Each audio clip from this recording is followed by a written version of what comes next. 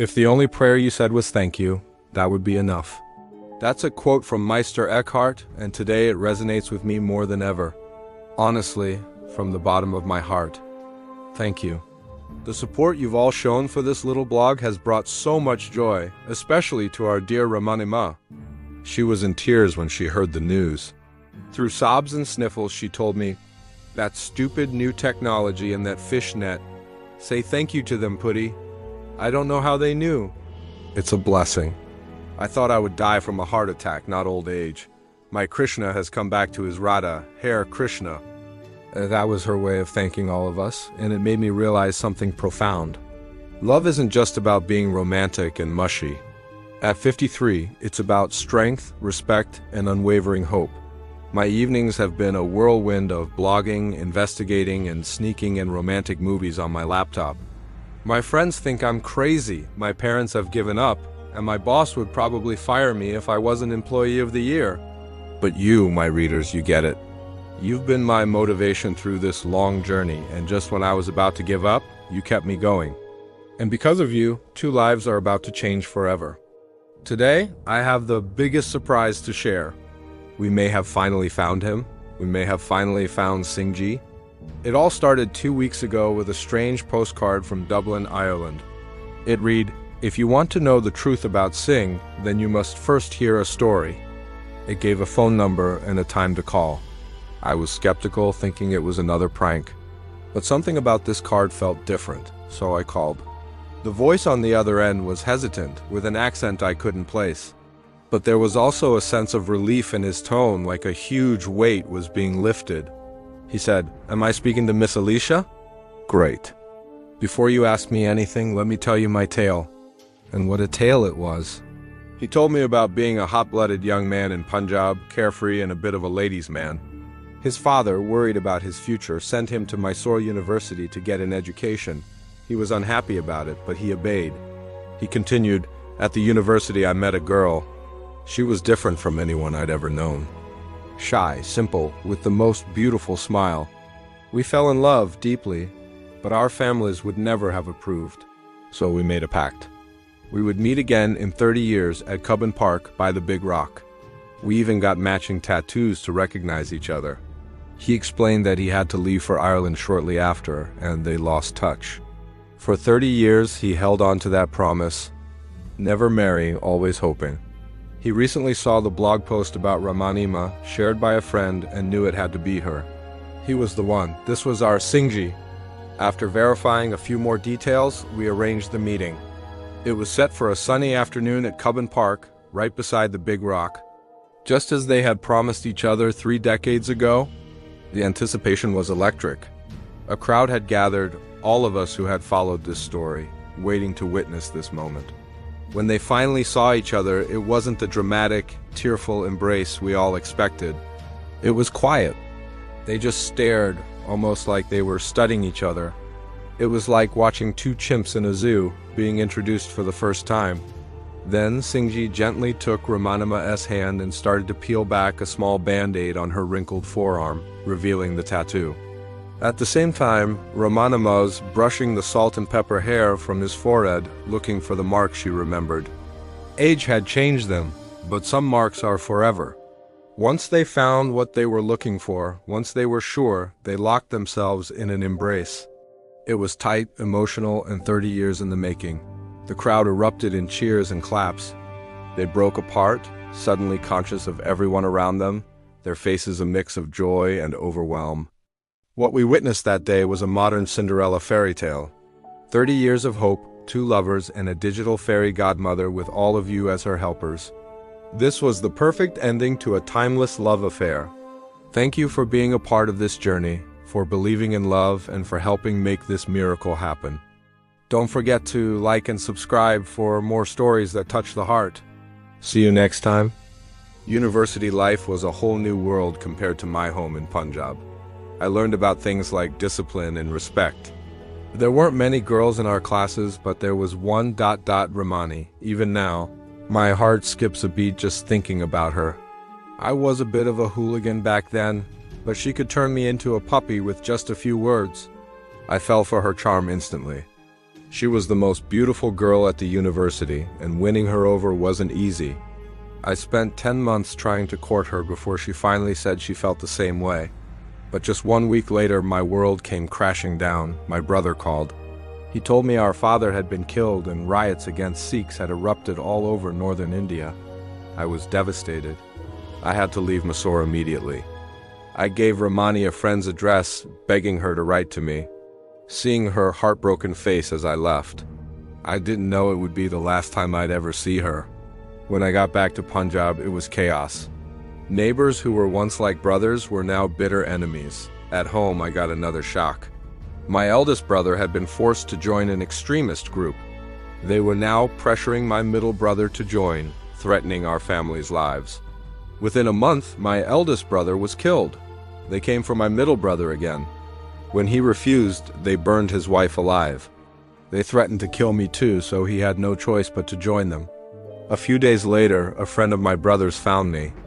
He said my brother had been captured by the police, and they were coming for me next. My only way out was to leave the country. He told me about a shipping container headed for the USA all this time. Ramani and I were writing letters. But I knew I could never go back to her. I wrote her one last letter, and that same night, I got into that container with 40 other men. We traveled for 27 days with barely any food or water. But when we finally saw daylight, we weren't in the USA, we were in Portugal. And the container was being shipped to Mexico immediately, this time with no food at all. After another 20 days, we arrived near the US-Mexico border. To get into the USA, we had to swim across a huge river and run through a forest, all illegally. We had a 50-minute window while the workers on a new bridge took their break. In that short time, we had to swim across the river. We lost 7 men in the water. Then we had to cross the forest at night, a place filled with wild animals and one of Mexico's most feared mafia gangs. We lost another 5 men to animal attacks. The rest of us ran for our lives, only to be captured by the gang. They held us for ransom, demanding a lakh of rupees for each of us. Anyone who couldn't pay was shot on the spot. One night, when the gang leaders were out, we managed to overpower the guards and escape. We ran straight for the border, only to be met by a hail of bullets from the border guards. We screamed, surrendered, and raised our arms. We lost 2 more friends. The police arrested the rest of us. It was in that police station that I saw a clock and a calendar for the first time in what felt like forever. It had been 5 months since I'd left India, 5 months since I'd had a proper meal. I looked around. Only 12 of us had survived. We asked for political refuge in the land of dreams. We were granted it, but it meant we were bound to the USA forever. It took 10 years before an NGO fought for our rights and we were granted citizenship. After that, I started a small spare parts business with a few other Indians. From there, we just kept growing. Today, I head the company's entire European division. I never went back to India. I never tried to contact Ramani. Call me a coward, but I couldn't bear the thought of seeing her with someone else. A part of me was still that same hot-headed young man. Then 3 months ago, my friend from Punjab called. He said a woman had come to my old home asking for me. He sent me the details from the business card she left. It was a card belonging to a woman named Alicia. I looked her up online and what I found was unbelievable.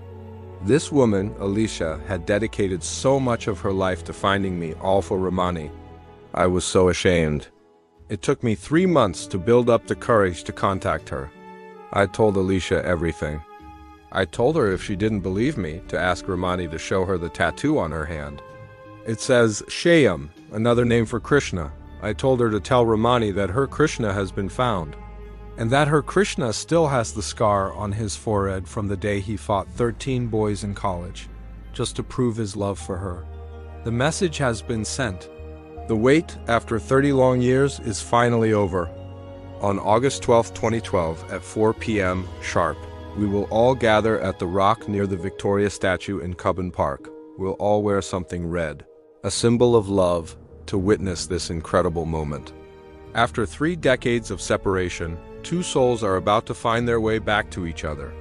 Thank you for watching this incredible story unfold. If you are moved by this journey of love and resilience, please like this video and subscribe for more stories that touch the heart. See you next time. Have you ever heard a love story so powerful it completely took you over? A story that made you believe in fairy tales again? Well, that's exactly what happened to me. It all started on a road trip to Mysore. My friends and I made a random stop at a pretty little house, and that's where we met her. Ramani, or as we now lovingly call her, Ramanima. She welcomed us in, and as we chatted, she began to tell us a story from 30 years ago, a story that would change everything. Back when she was a student at Mysore University, she fell deeply in love with a Sikh boy, Gurmeet Singh. The way she described it, it was like a classic movie. The stolen glances, the secret meetings in the park, the group of friends who always tagged along. She said from the first moment she saw him, she just knew he was the one. Their romance was straight out of a film. There was even a moment where, to prove his love, Singhji got into a fight and ended up with a cut on his forehead, which Ramanima then tenderly nursed. But their beautiful story was cut short. Riots broke out in Jalandhar, and he had to leave suddenly. For a few weeks they wrote letters back and forth, but then silence. He just vanished. For 30 years, Ramanima has been waiting. She showed us the letters he wrote, and in her heart she truly believes he's still out there somewhere. Hearing her story, I felt something shift inside me. We live in a world where we see relationships end so quickly, where we've almost stopped believing in epic love stories like Romeo and Juliet or Salim and Anarkali. We think of them as things of the past, but Ramanima's faith, her unwavering hope, it reignited mine. I'll be honest, my quest to find Singhji is a little selfish. I've never found that kind of love myself, but I've always wanted to be part of a great love story. So I decided I was going to be the modern-day fairy godmother to this hopeful Cinderella and help her find her Prince Charming. What started as a joke on the car ride home has now become my obsession. For the past 5 months, I've been on a mission. I've scoured phone directories, used every search engine imaginable, and traveled to Jalandhar 4 times, searching for any trace of Gurmeet Singh. And we've had a breakthrough. Thanks to one of our amazing followers, Harpreet, we've located Singhji's original house in Jalandhar. A different family lives there now, but it's a huge step forward. The support from all of you has been absolutely overwhelming, and I can't thank you enough. This is more than just a search. It's about proving that true, lasting love still exists. It's about making a miracle happen. And I truly believe that together, we can do it. We can reunite Ramanima with her lost love. This fairy godmother is on a mission, but I can't do it alone. I need your help. If you have any information, any ideas, or just want to support this journey, please join us. Like our Facebook page, spread the word, and let's find Singhji. Let's give this incredible love story the happy ending it deserves. Thank you for listening, and let's make this happen.